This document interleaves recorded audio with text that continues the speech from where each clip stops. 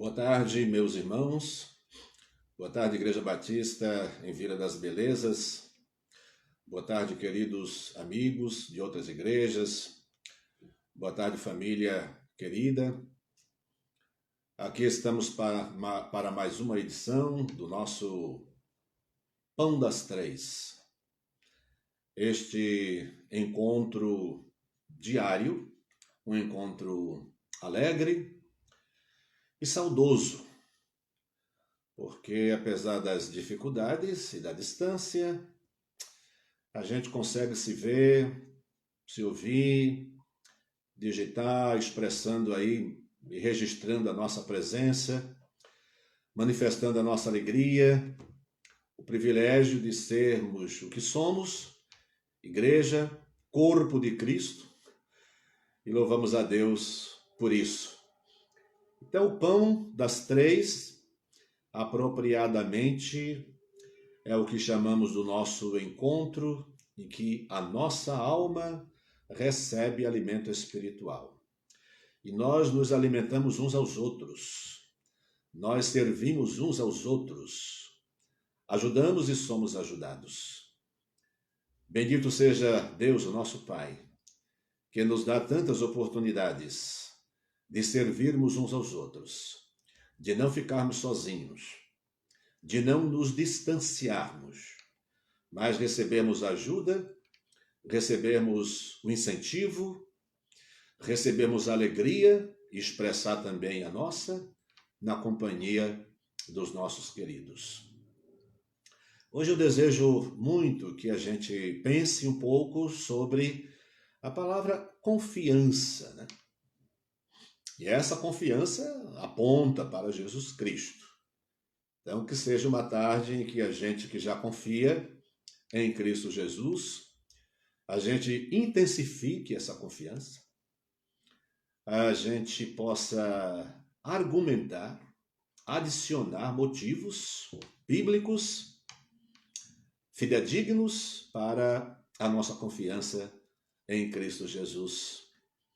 Então eu quero começar orando, agradecendo ao Senhor, agradecendo a Deus, pela confiança que há em nosso coração, e não é à toa.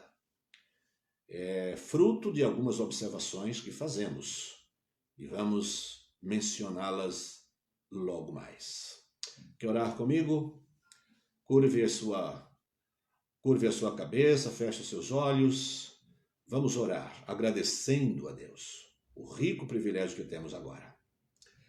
Deus bendito, nosso amado Pai, obrigado, Senhor, por esse encontro de todas as tardes, nosso Pão das Três, e rogamos que, de fato, Senhor, seja pão, seja alimento, seja vida, seja saúde em nosso ser, em nosso corpo, em nossa mente, em nossa alma, em nosso espírito. A Tua palavra, Senhor, possa se transformar em tudo isso, vida, vigor, fundamento de fé em nossos corações. Agradecemos o privilégio de termos a companhia dos nossos queridos irmãos e acompanhá-los também. Agradecemos o privilégio de poder orar em favor uns dos outros e desde já, Senhor, oramos por aqueles que há tanto tempo não têm tido a experiência de um culto coletivo na casa do Senhor, mas nos alegramos, ó Deus, por transformarmos as nossas casas, nossa sala, cozinha, quarto, e com essa simples ferramenta tecnológica, nós nos aproximamos uns dos outros, fortalecemos-nos uns aos outros, debaixo da Tua graça e da Tua sabedoria. Dá-nos, Senhor, da Tua alegria, o restaura a alegria em nossos corações, nessa tarde feliz de encontro contigo e de encontro com os nossos irmãos. Oramos assim em nome de Jesus. Amém.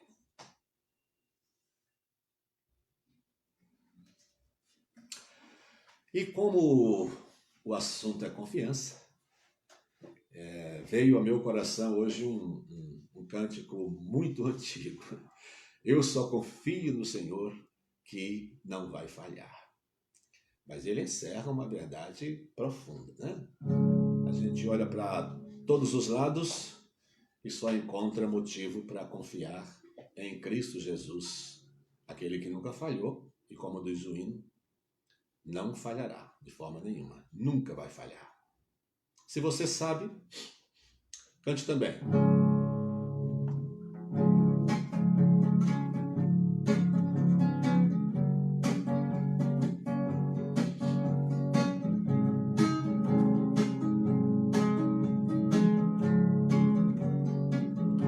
Eu só confio no Senhor, que não vai falhar. Eu só confio no Senhor, sigo a cantar. Se o sol chegar a escurecer e o céu toldar, eu só confio no Senhor, que não vai falhar. Posso confiar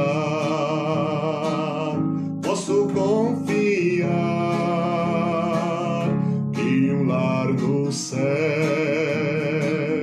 Cristo vai me dar. Se o sol chegar a escurecer e o céu toldar, eu só confio no Senhor, que não vai falhar. Um som mavioso ao coração é confiar num Deus que estende a sua mão até me alcançar. Quando eu tiver a vida em dor e o mais faltar, eu só confio no Senhor, que não vai falhar. Posso confiar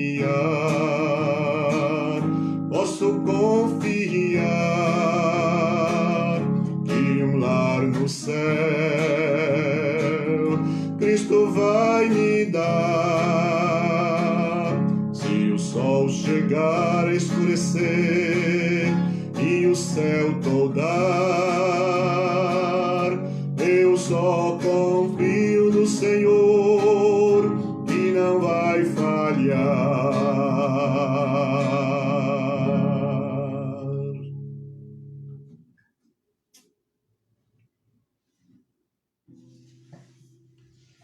Muito bem, um cântico aí antigo, né? Lembrou-se dele, matou a saudade. De vez em quando aparecem essas pérolas aqui em nossos encontros, né? Mas marcaram épocas extraordinárias na nossa vida, graças a Deus. Quero convidá-lo a olhar comigo, demoradamente, pensando em Hebreus capítulo 13. Essa carta de autoria desconhecida, pelo menos a grande maioria de estudiosos, que não é o meu caso, mas os estudiosos, autoridades, consideram o autor deste livro, dessa carta, como sendo uma pessoa desconhecida, né? Então, Hebreus capítulo 13, os versículos 5 e 6. Assim nos diz a versão adotada por nossa igreja, que é Almeida Revista e Corrigida. Sejam vossos costumes sem avareza, contentando-vos com o que tendes, porque ele disse: não te deixarei, nem te desampararei. E assim, com confiança, ousemos dizer: o Senhor é o meu ajudador, e não temerei o que me possa fazer o homem. O Senhor é o meu ajudador, e não temerei o que me possa fazer o homem. Bem, de início o texto admite a possibilidade de que os homens podem se levantar contra nós e alcançar-nos, fazer alguma coisa contra nós. O que a Bíblia está dizendo é que, mesmo admitindo essa possibilidade, nós não temeremos, né? Por um motivo especial, nós não temeremos, porque não tememos o que o homem pode fazer. A palavra confiança, olha, assim com confiança, é o início do verso 6. Com confiança, ousemos dizer, o Senhor é o meu ajudador. A palavra confiança é uma palavra recorrente aqui neste livro. Nós somos encorajados a aproximar-nos de Jesus, a aproximar-nos do trono da graça de Deus com confiança. Essa palavra, como disse, ela é recorrente. Algumas vezes ela aparece explicitamente e em outras vezes ela aparece implicitamente. A ideia, o conteúdo dela, o poder dela, o sentido dela está presente em algumas passagens. Mas então pensemos no porquê a Bíblia nos encoraja tanto a ter confiança em Cristo Jesus, em suas promessas. E a nossa confiança deve ser tal, segundo a Bíblia, que nós possamos viver tranquilamente, quer dizer, com toda tranquilidade e segurança. Não é a tranquilidade que se baseia na ausência de problemas, nem de perigos, mas a segurança de saber que há uma força maior que todas as demais, e essa força está conosco, é nossa aliada, nos defende, nos protege, nos dá vida. Então, confiança. Por que é que nós confiamos em Cristo Jesus? É interessante que uma maneira simples de confiarmos em Jesus é conhecermos as pessoas. Quantas pessoas você conhece? Muitas. Algumas muito próximas de você e outras um tanto distante. Mas você conhece bem a pessoa humana. Você convive muito, já conviveu ou convive muito. É com a sua própria família. Na família a gente tem um conhecimento em profundidade do que é o ser humano, com as suas fragilidades, suas virtudes e seus defeitos. É na família onde mais temos oportunidade no relacionamento familiar. É onde mais temos oportunidades de conhecer o que é o homem. E se é merecedor ou não de nossa confiança. Às vezes, relativamente aos homens, às pessoas, ao ser humano, como você e eu, nós damos um voto de confiança. Porque nós precisamos, ninguém pode viver sem confiar. Mesmo que a confiança seja um voto que se dá, uma aposta que se faz. E às vezes, porque você só depende dessa pessoa. Não há quem recorrer, então você é obrigado a confiar nela. Bem, então isso quando olhamos para a humanidade. Uma outra maneira de conhecermos muito bem Jesus é quando nós olhamos para nós mesmos. Nós olhamos para nós mesmos e nos conhecemos. Sabemos exatamente quem somos. Conhecemos as nossas fraquezas e a imensa facilidade com que nos enganamos. A imensa facilidade com que somos derrotados, vencidos, por pura fraqueza nossa. Não é nem por falta de conhecimento. Deus chegou a dizer do seu povo, meu povo será levado cativo por falta de entendimento. Às vezes erramos por falta de entendimento. E muitas vezes sabemos exatamente o que fazer. E sabemos também o que não fazer, o que dizer e o que não dizer. E apesar do nosso conhecimento, nós não conseguimos fazer o certo. Não conseguimos dizer as coisas da maneira correta. Faltam-nos palavras, às vezes faltam-nos atitudes, falta-nos vigor interior para decidir o que é correto. Então, quanto mais nós olhamos para nós mesmos também, mais encontramos motivo. Primeiro, para não confiar no homem. E depois, para não confiar em nós mesmos. E essa desconfiança argumentada, aliás, bem argumentada, no ser humano, é um reforço para a nossa confiança em Cristo Jesus. Por quê? Porque conhecemos a natureza humana e conhecemos, pelo que a Bíblia diz, nós conhecemos quem é Cristo. Então é justa a nossa desconfiança em nós mesmos. É justa a nossa desconfiança na humanidade. E é mais do que justa a nossa confiança em Cristo Jesus. Então, o autor dessa carta, que conhece pessoas, conhece a si mesmo, naturalmente, mas também conhece o ser humano, só que numa análise muito mais profunda do que a nossa. Ele conhece a liderança de Israel, os grandes líderes, e todos os recursos de natureza espiritual e os poderes celestiais. E ele coloca Jesus Cristo acima de todas as coisas. Estamos também tratando de um texto cujo contexto trabalha com santidade e amor. É um contexto em que o tema santidade e amor caminha, está presente em todos os textos desse contexto. Por isso, nós iniciamos no verso 5. Sejam vossos costumes sem avareza, contentando-vos com o que tendes. Porque ele disse, não te desampararei, nem te deixarei.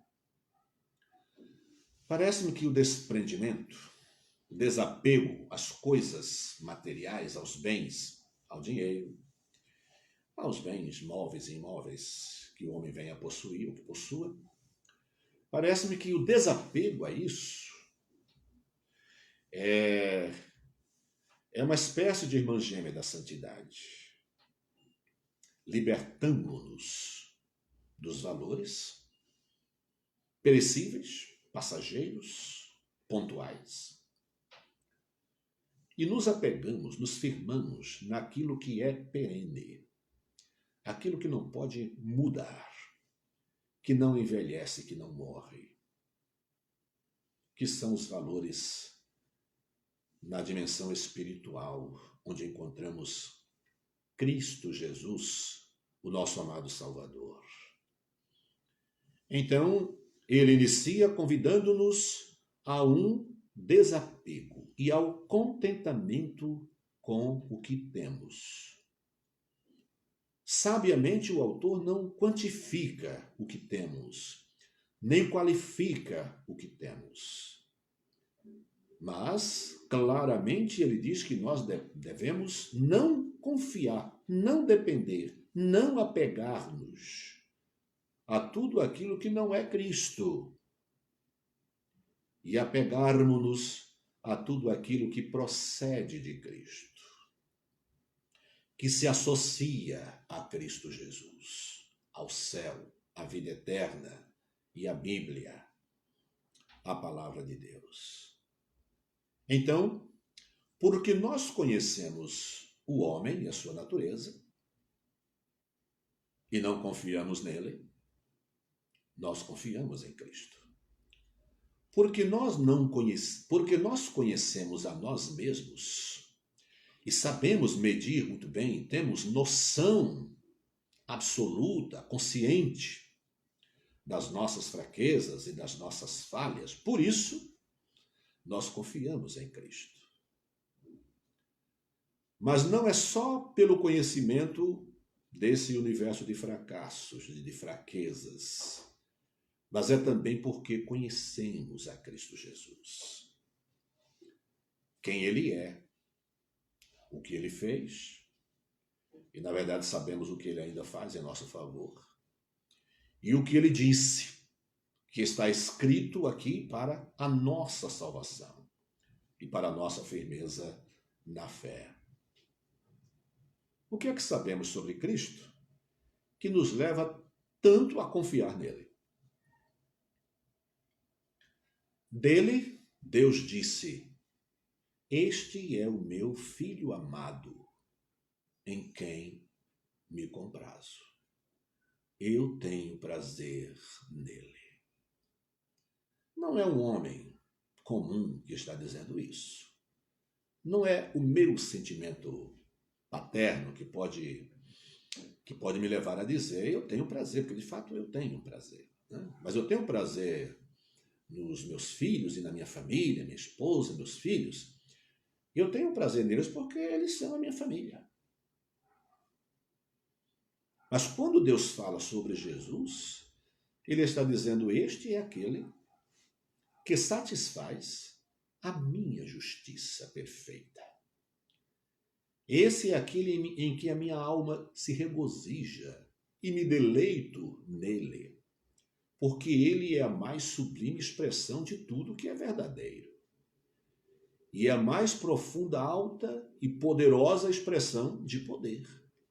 Cristo Jesus, todo o poder me é dado nos céus e na terra.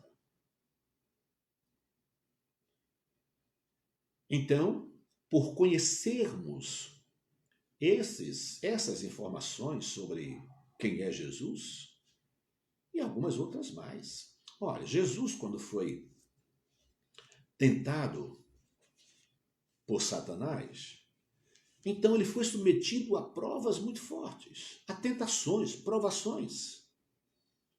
E ele saiu ileso. Então, do ponto de vista do poder para resistir às tentações, Jesus tira de letra e termina repreendendo Satanás. E Satanás vai embora. Discutindo com uma multidão enraivecida pelas declarações que Jesus fazia de si mesmo. Eu sou o Filho de Deus, eu e o Pai somos um, eu sou a porta, eu sou a luz, eu sou a vida, eu sou o bom pastor. E ele dizia: ninguém vem ao Pai senão por mim. Quem conhece o Pai me conhece, quem me conhece conhece o Pai. Os seus adversários rangiam os dentes, se queimavam por dentro e combatiam com todas as forças que possuíam, combatiam Jesus. Mas no capítulo 8 de João, por exemplo, há um momento em que Jesus, ele diz assim: quem de vós pode me acusar de pecado? Olha a pergunta que Jesus Cristo faz para os seus inimigos, para os seus adversários. Quem é que pode me acusar? Quem de vós me acusa de pecado ou me convence de pecado? Eis um desafio que nenhum de nós tem coragem de fazer isso para ninguém. Por uma razão óbvia. As pessoas podem nos acusar de pecado porque somos pecadores. E nós pecamos. Seja um pecado intencional, seja não intencional, mas pecamos. Não saber dizer uma coisa, não saber expressar o que se pensa, é uma demonstração de fraqueza e de incapacidade e de quão pecadores somos nós. Mas Cristo, diante dos seus inimigos, ele ergue a sua voz e diz: quem me convence de pecado? Quem pode fazer acusação de pecado? E sabe o que houve? Silêncio. Ninguém pôde acusar Jesus Cristo. Não é à toa que o apóstolo Paulo diz: eu não me envergonho do evangelho de Cristo. E nem de Cristo, nem do seu evangelho. Não podemos ter vergonha, porque é a mais profunda e cristalina expressão de verdade e de pureza. A ausência de qualquer evidência de mal e de maldade e de malícia, o evangelho de Cristo. Uma expressão exata do que é verdadeiro, do que é eterno, do que não se mistura, do que não pode ser adulterado, do que não pode ser modificado, porque a modificação pressupõe a descoberta de erros, de intenções. O evangelho é intocável. A pessoa de Cristo é intocável. O seu caráter é intocável. Do ponto de vista do comportamento, quem de nós poderia dizer, levantando a voz para o público e desafiá-los a apontar erros na nossa vida? Mas Jesus Cristo fez. E ninguém levantou a sua voz. Não houve acusações. Em todas as discussões com os seus inimigos, ou eles saíam um após outro, ou ficavam em silêncio por não ter argumento, para não se complicar, ou pegavam pedras para querer apedrejar Jesus Cristo. Movidos de inveja por aquele que tinha uma força interior, uma força moral inatingível, e eles não tinham isso da inveja. E eles que se consideravam os preferidos de Deus, do Pai, de Jeová, o Deus de Abraão, de Isaque e Jacó, que são seus ascendentes. Quando Jesus se apresentava como sendo filho igual a Deus, ao Pai, esses homens queriam morrer.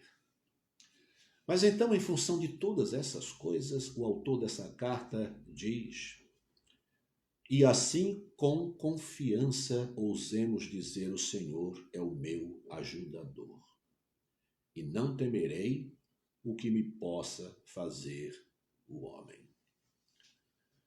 Por causa dos seus propósitos eternos. E esses propósitos divinos para a nossa vida, muitas vezes, envolvem sofrimentos nossos, inquietações, por não compreendermos a história. Nós não compreendemos nem o passado, nem o presente, muito menos o futuro. Então ficamos inquietos. E como somos frágeis e falhos, temos muita dificuldade de ter essa confiança orientada aqui. Uma confiança incondicional. Porque nós não sabemos, do ponto de vista humano, o que é fidelidade incondicional, o que é amor incondicional. Nós não conhecemos. E às vezes temos dificuldade de ter isso até para com o próprio Deus, que é digno de toda a nossa confiança, merecedor da nossa confiança absoluta. Então o autor nos incentiva, apresentando-nos diante dele, com confiança, ousemos dizer: o Senhor é o meu ajudador. Sim, Cristo não é apenas um homem dotado de uma capacidade moral extraordinária. Ele é o Senhor de todas as coisas. É o detentor absoluto de todo o poder, capaz de apagar e evitar qualquer manobra humana para nos destruir. Nem sempre ele faz isso. E muitas vezes ele faz e nós percebemos. Muitas vezes ele fez e nós não percebemos. Deus já nos livrou de situações muito ruins e nós sequer sabemos disso. Mas então, conscientemente, o autor nos convida a confiar, porque nele, em Cristo Jesus, está todo o poder. Para que mesmo quando o homem, podendo nos atingir, nos atinja e aparentemente nos vença, aparentemente, a palavra de Deus garante que em Cristo Jesus nós somos vitoriosos, mesmo quando aparentemente parece uma derrota. Essa mesma verdade em relação a Cristo, que venceu, e quando ele estava vencendo na cruz do Calvário, consumando a sua obra, a multidão gritou alvoroçada, pensando que estava destruindo e silenciando a voz de Jesus Cristo. Os valores, quando colocados e aferidos pela mente humana, eles são distorcidos e são invertidos. O que parece ser vitória para os homens é uma derrota. E o que parece ser derrota, muitas vezes, é uma vitória e tanto. No reino de Cristo Jesus, a lógica humana perde todo o seu sentido e a sua razão de ser. Confiemos em Cristo Jesus. Não confiemos em nós mesmos. Não confiemos no homem, pelo menos com esta dimensão de confiança absoluta. Absolutamente confiemos em Cristo Jesus. Nós cantamos, eu só confio no Senhor, que não vai falhar. Nunca falhou. De suas palavras, a Bíblia diz que em sua boca nunca houve engano. Graças a Deus por isso. Deus abençoe a minha vida, o meu coração e a minha mente. Deus abençoe a sua vida e o seu coração e a sua mente, para que você sem reservas, possa confiar em Cristo Jesus. E confiando em Cristo, deixe de fazer perguntas bobas, como muitas vezes nós fazemos, né? Por que é que Deus não dá um jeito nisso? Por que é que Deus, né, com todo o poder que tem, não destrói essas pessoas, esses sistemas que não prestam, essa peste, esse vírus? Por que é que Deus não faz isso? Você é barro e eu também. Ele é o oleiro do homem e do mundo, e da vida e da história. Não se pergunta a Deus por que ele está fazendo isso. Senhor, seja feita a tua vontade, assim na terra como no céu. Os que confiam no Senhor são como os montes de Sião. Esse é um outro cântico antigo também. Nossa igreja já cantou muito, alguns anos atrás. Vamos tentar cantar?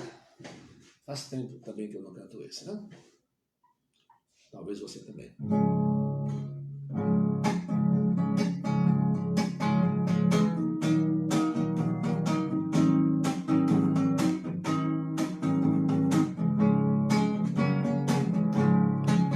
Os que confiam no Senhor são como os montes de Sião, que não se abalam, mas permanece para sempre. Uma volta de Jerusalém estão os montes, assim o Senhor em volta do seu povo. Autoridade e poder, o domínio em suas mãos, pois o Senhor é Deus, o Senhor é Rei dos povos.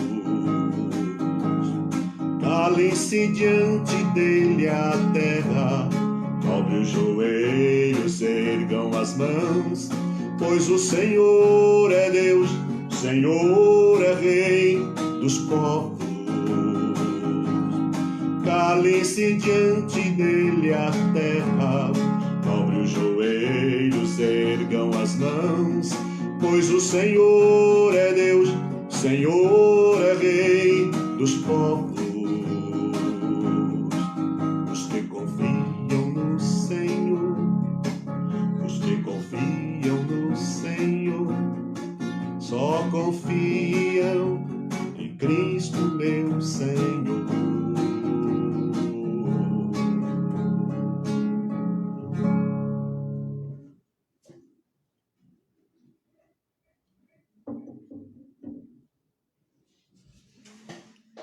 Nós confiamos no Senhor e somente nele. Continuemos a confiar naquele que tudo pode. Aquele que deixou o esplendor da sua glória, humilhou-se até a morte, fazendo-se homem, para abrir caminho para a nossa salvação. Agradeçamos-lhe de todo o nosso coração a dádiva da salvação que temos em Cristo Jesus. Oremos também pelos nossos queridos irmãos que estão nos acompanhando. Eu estou vendo, agora estou dando uma olhada aqui nos nomes. Olha só, depois de tanto tempo. Estou vendo Eurides. Eurides é lá de Pernambuco, minha irmã. Romualdo e quem mais? Bia e outros que já passaram. Bastante gente passou por aí. Eu não estava ocupado realmente nesse aspecto, mas louvo a Deus pela presença de cada um de vocês, Rejane, Maria Orlinda Sulino, Antônia Auxiliadora da Silva. Vamos orar agora e lembrar também dos nossos queridos irmãos enfermos.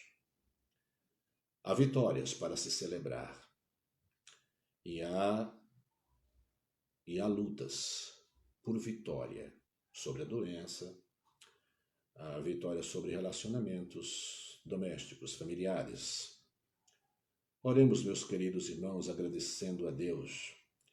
Alguns nomes a gente sempre faz questão de colocar aqui, né? Oremos pela Priscila, que segundo eu sei, pelo menos acredito que ela está hospitalizada, mas não tenho informações novas, né, sobre a cirurgia. Sabemos que ela vai fazer, o Fásio disse isso, só não sabe o melhor momento para isso. Então, pelo menos eu, até esse momento, não tenho essa informação. Oremos pela nossa irmã Tata, oremos pelo nosso irmão Aldair, oremos pelo Gabriel e alguns irmãos mais idosos, né? Eu fico pensando aqui, eu lembro muito de pessoas como a irmã Antônia, como a irmã Joaquina, a irmã Zéza, a irmã Zita, que, aliás, quero mencionar aqui uma coisa interessante, né? Hoje, a nossa igreja completa 53 anos. A igreja foi organizada no dia 21 de abril de 1967, com 31 pessoas. São 31 os fundadores da nossa igreja. Desses, 5 ainda estão conosco. Que maravilha! E aqui mando um abraço para eles. Irmão Crispiniano, irmã Gessi, a irmã... Marília, estou vendo aqui a Nega também, né? Irmã Nega. Fundadores ainda. A irmã Zita, a irmã Irene e a irmã Ruth. Olha aí um grupo de 5 pessoas que há 53 anos estão em nossa igreja. E sabe de uma coisa? Eles não se cansam. Não se cansam. Amam a igreja. Se pudessem, todos os dias estariam em nossa igreja. Deus abençoe os fundadores. Algumas pessoas brincam com alguns fundadores dizendo que eles fundaram e depois afundaram a igreja. Desses aí, não. Eles continuam fundamentando a base doutrinária da nossa igreja, a vida comportamental da nossa igreja, porque são pessoas muito sérias e comprometidas com Cristo Jesus. Desses 53 anos, eu tenho tido a alegria de viver já há 31 anos e alguns meses.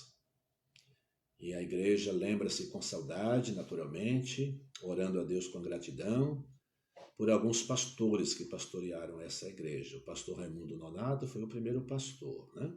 Igreja Batista do Brooklyn, o pastor Rivas Lopes Bretones foi o pastor que coordenou, que começou o trabalho e que fundou a igreja.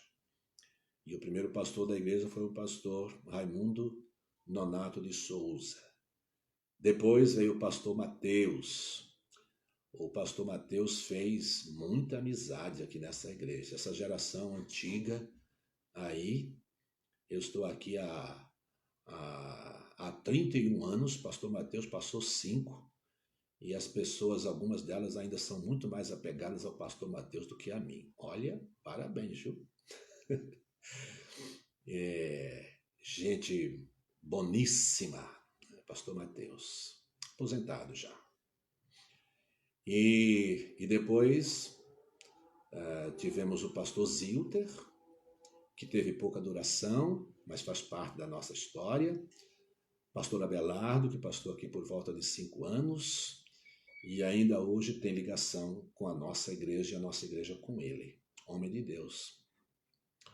Nós louvamos por outros pastores que passaram por aqui, pastor Alaerte, pastor Edson, Carpe, que estiveram aqui auxiliando, trabalhando. E hoje nós temos vários pastores na igreja. Louve a Deus por isso. Hoje vocês têm como os pastores titulares da igreja o pastor Israel, o pastor Júnior Martins e o pastor Márcio Sarraf. Mas nós temos outros pastores aqui, o pastor Márcio Silva, temos o pastor Celso Mastromauro, temos o pastor Joel, temos o pastor Messias, que vive mais fazendo viagens missionárias e quase não para por aqui, mas Deus esteja com eles, né? E temos vários pastores com quem a nossa igreja tem parceria, ajudando e orando, cooperando com o ministério deles. E eu vou mencionar aqui, pastor Adiel, pastor Jefferson, pastor Abelardo, pastor Davi Bango, quem mais? Me ajudem, daí, dizendo os nomes deles. Graças a Deus por essa equipe boa, todos debaixo do cuidado e da direção do nosso Deus. E então, louva a Deus pelos homens, pelas mulheres da nossa igreja, a juventude da nossa igreja, jovens e adolescentes, as crianças, gente que está sendo muito bem discipulada na igreja. Não aprende quem não quer, não serve a Deus direitinho quem não quer, mas a igreja ensina, tem uma excelente escola dominical. Cantamos, pelo menos procuramos cantar hinos que, a nosso juízo, são hinos e cânticos de boa qualidade. Podemos errar também, claro, mas procuramos trabalhar dessa forma. Deus abençoe a todos. Vamos orar, encerrando o nosso encontro. Agradecemos-te, ó Deus, nesse dia especial em que a nossa igreja completa 53 anos. Nós te louvamos por aqueles irmãos valorosos, valentes, destemidos, que trabalharam na sua organização, e por esses 5 irmãos que ainda estão conosco ativos.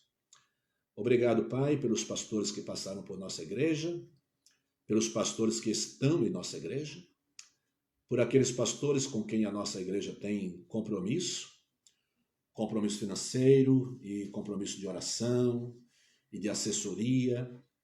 Nós te louvamos, Pai, pelas muitas vidas alcançadas como resultado do trabalho da pregação do Evangelho que essa igreja tem feito ao longo desses 53 anos.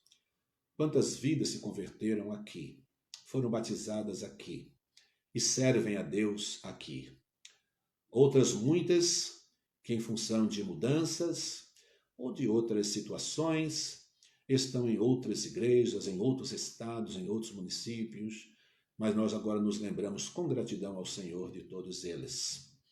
Rogamos a tua bênção, Deus, para os nossos irmãos que amam tanto a nossa igreja, os nossos velhinhos, idosos, anciãos, que sentem tanta falta dos nossos cultos. Ó Deus, permita-nos, muito brevemente, voltar a ter os nossos encontros, os nossos abraços que fazem tanta falta, os nossos bom dia, boa noite, como vai, tudo bem? Querido Deus, abençoa o teu povo. Os enfermos, Senhor, concede a tua assistência. aos melhores, recebe a nossa gratidão. Querido Deus, visita os que estão hospitalizados, abençoa a nossa pátria, abençoe o nosso governo, aqueles que de algum modo estão na direção do país. Pai querido, que sejam homens comprometidos com o nosso povo, para que não tomem decisões erradas em relação ao nosso povo. Concede-lhes sabedoria, Pai. Nós sabemos que a administração deve ser voltada para os interesses e para o bem do povo, usando todos os recursos lícitos e democráticos para o bem do povo. Oramos pelo nosso país e pelos nossos governantes e pelas instituições, pedindo que a tua graça alcance os seus corações. Que essa tarde seja muito boa, que nós vivamos em tua presença, Senhor, fazendo a tua vontade, no nome santo de Jesus. Amém. Meus queridos irmãos e amigos, amanhã, às 3 horas da tarde, de novo, mais uma edição do Pão das Três. Amanhã, o pastor Júnior Martins estará conosco aqui, ministrando a palavra de Deus para os nossos corações. Até lá, tenham todos uma boa tarde. Às quartas-feiras e aos domingos nós temos cultos. Então, amanhã tem um culto de oração. Então, amanhã nós não temos o Pão das Três. O Pão das Três é na quinta-feira com o pastor Júnior. Mas amanhã você vai ouvir o pastor Júnior também no culto de oração, à noite. Esse está na página do YouTube da nossa igreja. Então, corrigindo aqui, amanhã à noite, às 20 horas, culto de oração, pastor Júnior, na página do YouTube da nossa igreja.